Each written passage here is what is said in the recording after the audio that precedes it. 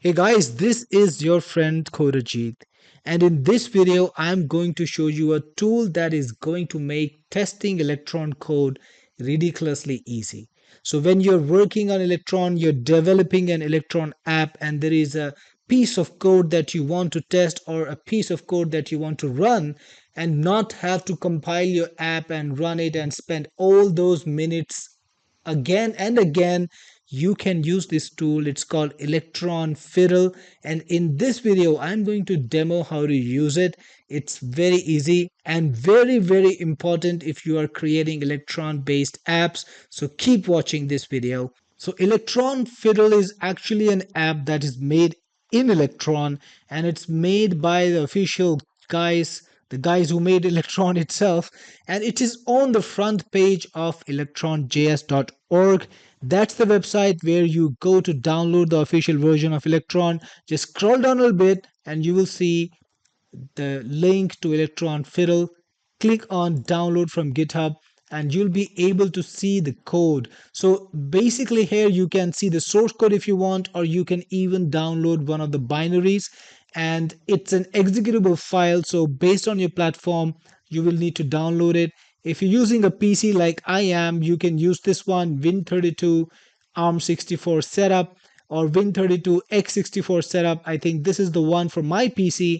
And if you're using a Mac, then you will want one of these, Electron Fiddle.Darwin. That's the Mac OS .x64. So get one of these, and if you want to study the source code a little bit, it's a good place to go and check out how an Electron app is structured. I've been reading it. It's quite an interesting read. So you might enjoy that if you are learning Electron and you want to get a little bit of viewing of how professionals do it. So that's a good place to do that too. But meanwhile, download Electron to your PC. It's a setup, and once it's downloaded, you will be able to run it to install it.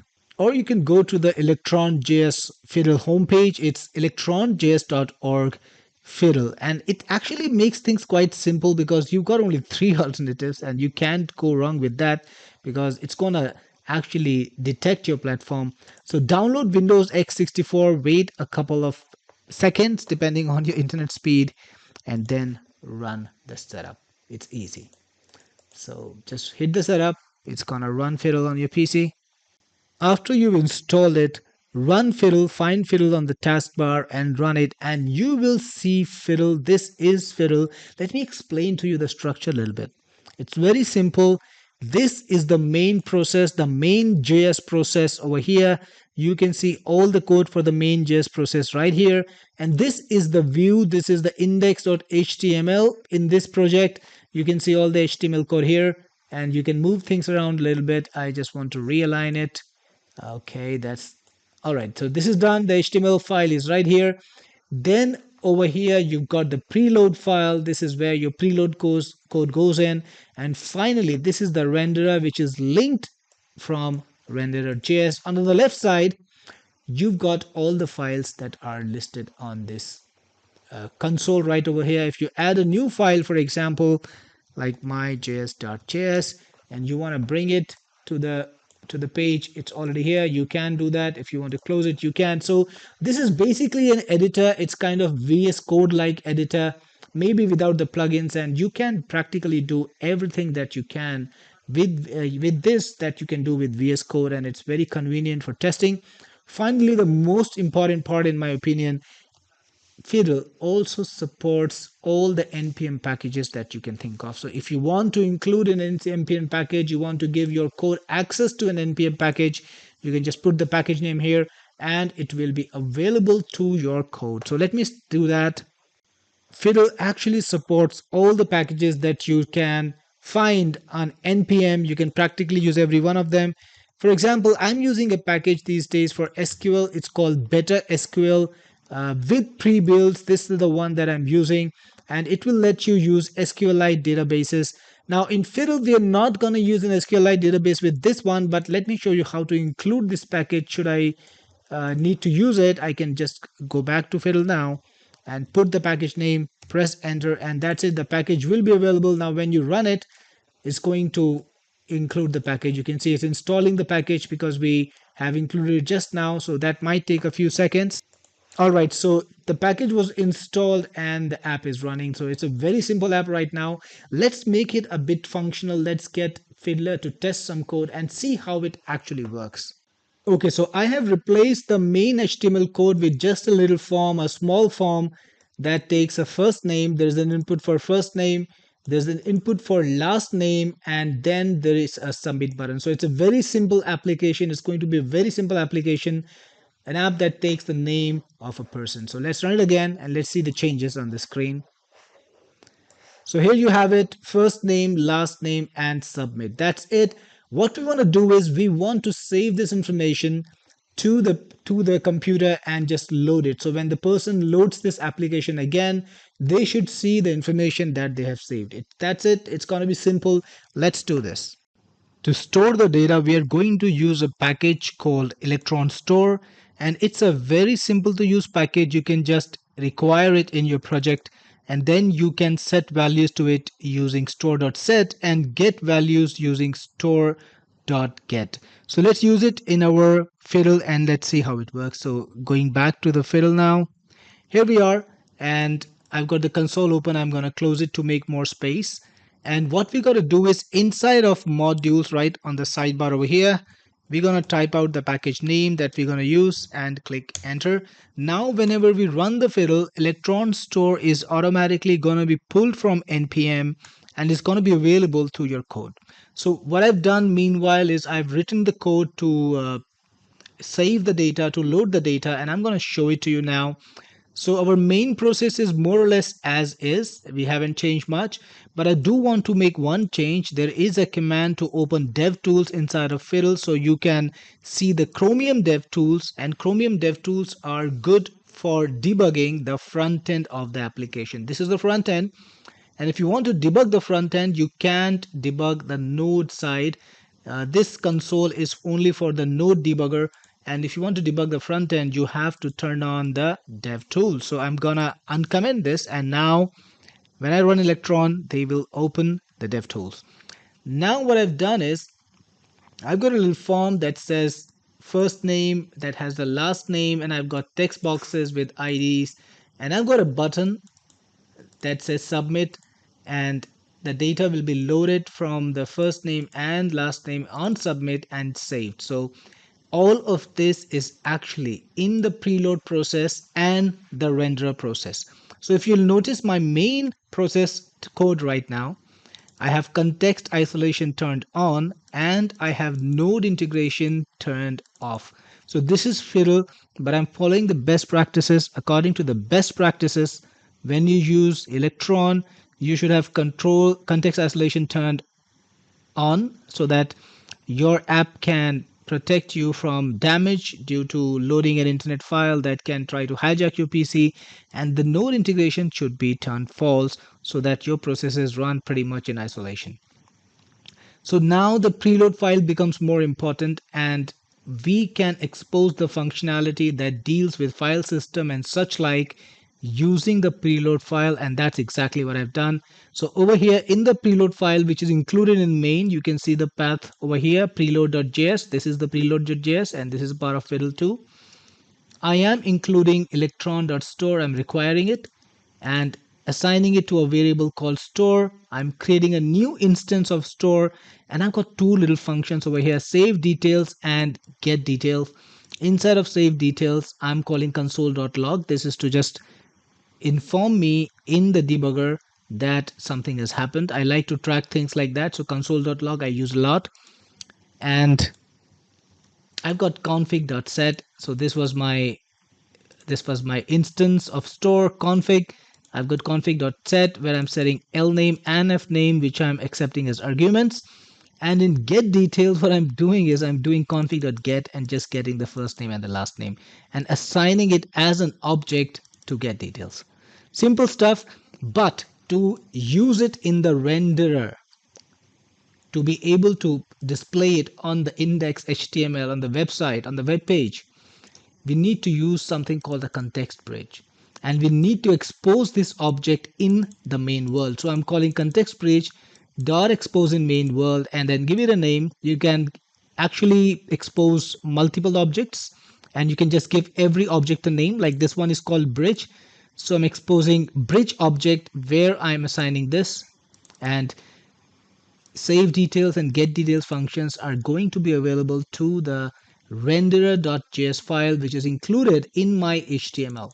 So I can modify my HTML only in renderer.js. I can't even modify from preload.js, right? Because we are isolated.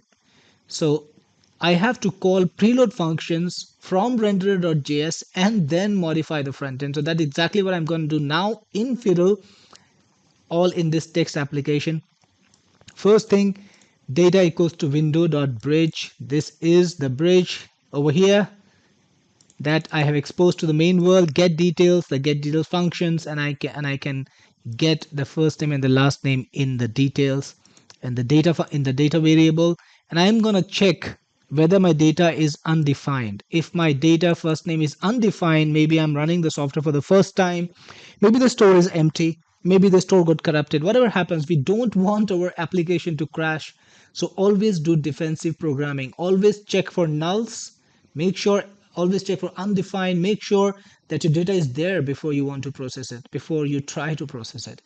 So I've got document.getElementID lname. Lname is the name of this text box. Dot value equals to data.lname. And in the document, in the window document content loaded event, I am assigning an event handler to the submit button. If somebody clicks the submit button, it's going to extract the first name and the last name, log it out to the console, and then save it. Again, we're going to call a function from the preload file, the save details function. So now we're pretty much ready to see it in action. And again, guys, this is a Fiddle. You can build pretty much complicated apps using the Fiddle and test your code. It's very easy.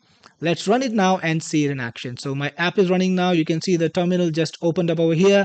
It's first installing electron.store. It's going to install all the packages you have every single time. That can take a little while. Okay, so our Electron app has loaded. It can take a little while for the front end to show, and that's okay. So now we've got some details over here. The default details, John and Doe, they're displaying over here. And you can see the dev tools have opened. I've got the console. It's got a number of warnings. That's okay. We can ignore them safely. We don't need to worry about that. And I've got the element inspector. I can inspect each and every single element of the HTML page. Makes it very easy for me to design my layout. And in console, I can check the JavaScript, of course. So now what I'm going to do is just save it. So I'm going to write coder and Jeet, coder Jeet, click on submit, and if we are right, let's watch our console. We should have some output over here.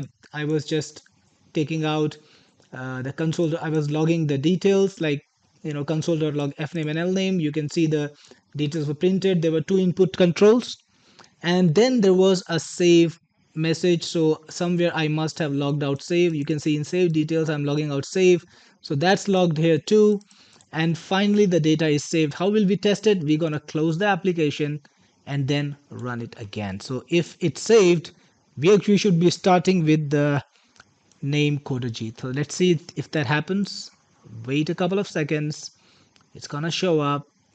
Yes, you can see coder and Jeet is showing up correctly because the data has been stored to a physical location on your PC using the Electron store package, and it was loaded using the get details function in the preload.js file.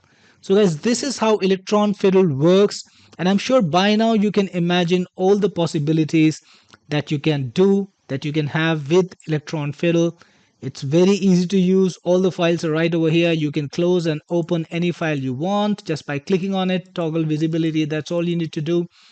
And this can be your test base for nearly everything. So if you want to test out a form, test out a simple function, test out what's happening in your app, you can use this little application and it's gonna work out to show you just a part of your code and help you develop faster.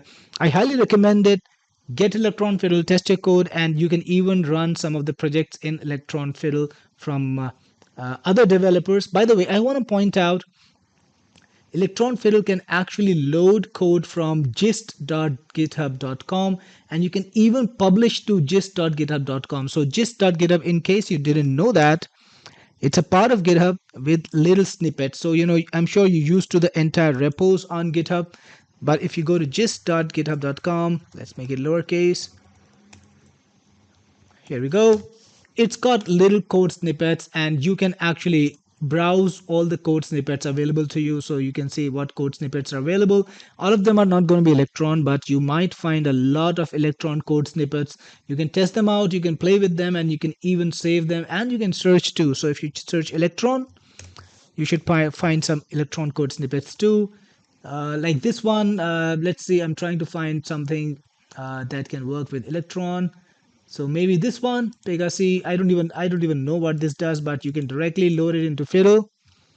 Just go to Fiddle over here, paste this URL, and click on Load Fiddle. That's it. So if the fiddle is found, in this case it says it's not found, so probably something went wrong. But in most cases, if fiddle is found, it's going to load it, and you will be able to see it loaded right over here. So what went wrong over here? Do you want to test it? Maybe.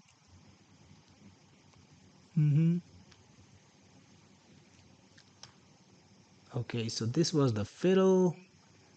Pegasi 51B. Did I get the wrong URL?